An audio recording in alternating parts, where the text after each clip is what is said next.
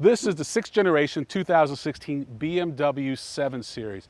This is the flagship sedan for BMW, and it really sets the tone for the rest of the models. What I mean by that is, you go back and look at the history of this vehicle, things like ABS brakes and bi-xenon lights were first introduced on the 7 Series, and then they eventually trickled down to other vehicles. This is completely new from the outgoing model, even though some critics say that they didn't go far enough with the design changes. I'll leave that up to you, but I think they've done a brilliant job with this. They've shaved 300 pounds off of this. You know, BMW is quickly becoming the carbon fiber company. The i8 and the i3, they have a complete carbon fiber tub. Not quite a complete structure, but what they have done is these roof rails are made of carbon fiber, and as you can see, they've denoted that with this neat little carbon fiber logo. The standard engine on the 7 Series will be an inline 6 producing 320 horsepower, but this is the one you want, the 4.4 liter twin turbo V8 producing 445 horsepower and 480 pound-feet of torque. 0 to 60 in 4.3 seconds. That's only 2/10 slower than an M5. I really like the improvements and changes that BMW has made. This vehicle is much more nimble than it used to be. It's more athletic, but they also really stepped up the luxury aspects of it, which is what most buyers, believe it or not, demand in this segment. They understand that. I'm hoping that this is going to be the direction of the new 5 Series and 3 Series, and it will be. It has to be, because if you look at what Mercedes-Benz has done with the C-Class and the E-Class, BMW has no choice. They have to keep up with it. So you have an all-new infotainment system. This is the next generation iDrive 5. It's brilliant. It's also annoying. I'm going to give you an example. So it's got gesture control. So if I go like this,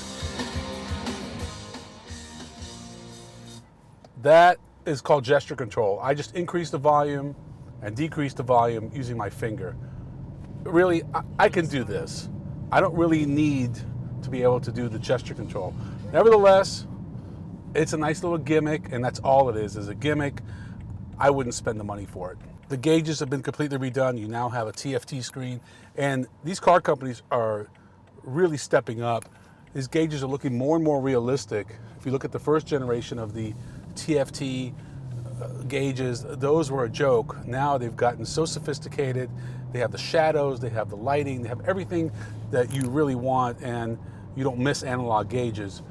What's interesting is that even though on their less expensive models, BMW has Android Auto and Apple CarPlay, they're not offering it in the 7 Series. I don't know why. I like those systems. Maybe they just feel this type of customer is too sophisticated for that. I don't know.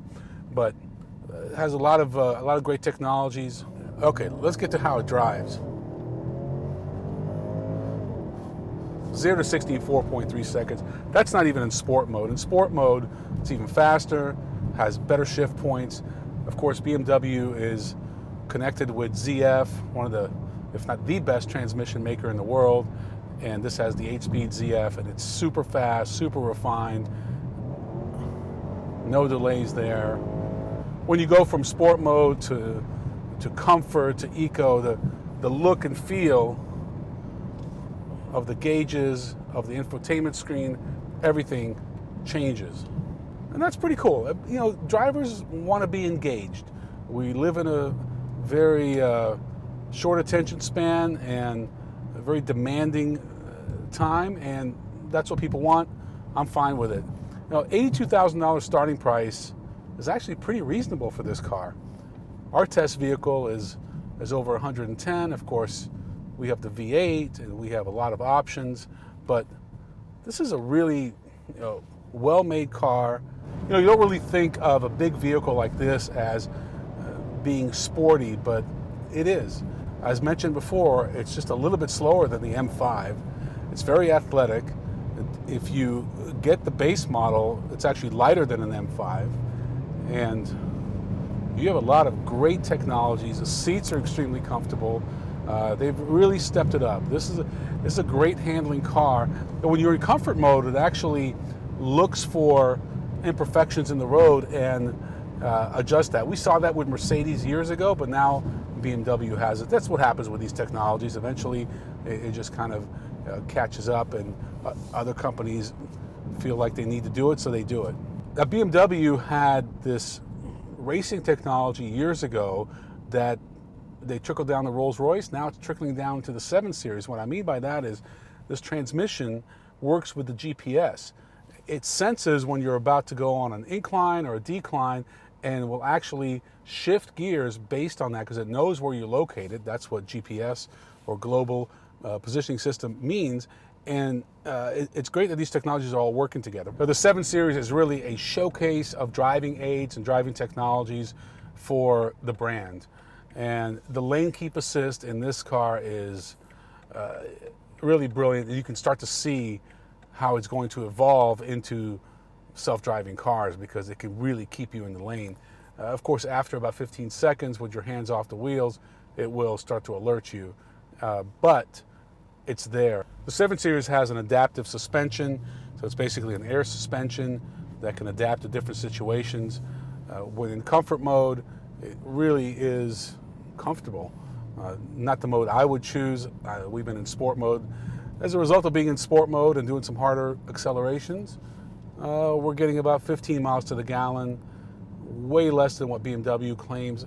I think if you drove this vehicle in a normal fashion, you'd probably get about 20 on average, 22, which is not bad for a vehicle of this size.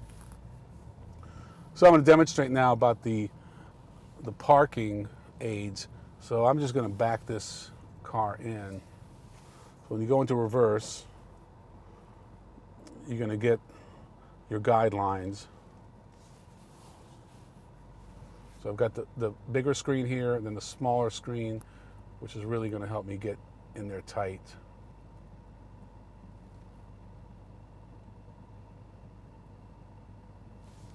So I'm right in between the lines.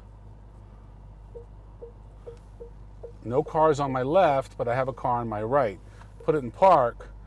It shows me that I'm going to hit that car. If you can see this, you can see these little orange warning signs. I'm going to hit that car if I continue in this position and open one of these doors.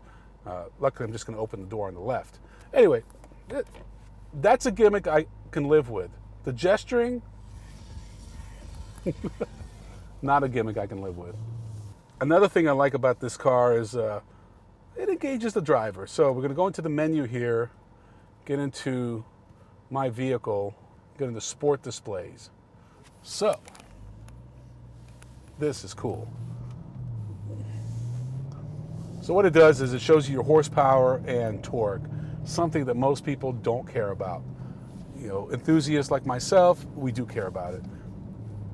And what it does is when you get to your peak that you reached, it holds it for a few seconds and then clears. So this car has 445 horsepower, 480 pound-feet of torque. Let's see how much of that we're going to use on a hard acceleration. We're in sport mode.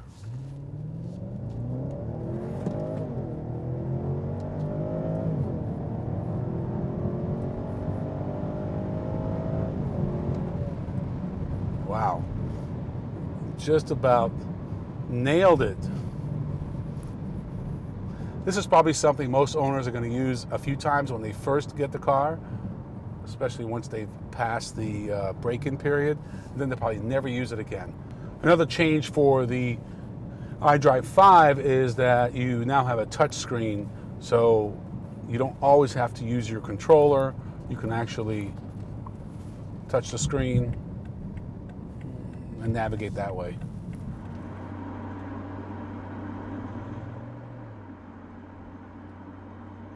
Some say this is the best seat in the 7 Series, and one of the things you get with this high-end package is the Samsung tablet. It lets you control the radio, the climate, and even the seats. These are massaging seats. Some really impressive technology from BMW. I think they've done an amazing job, and when I look at the segment as a whole, you know, Mercedes-Benz has some nice luxury features, but I think BMW has now surpassed them, and I think they are the ones to beat. I'm Ron Doron. Thanks for watching. We'll see you next time on The Driver's Seat.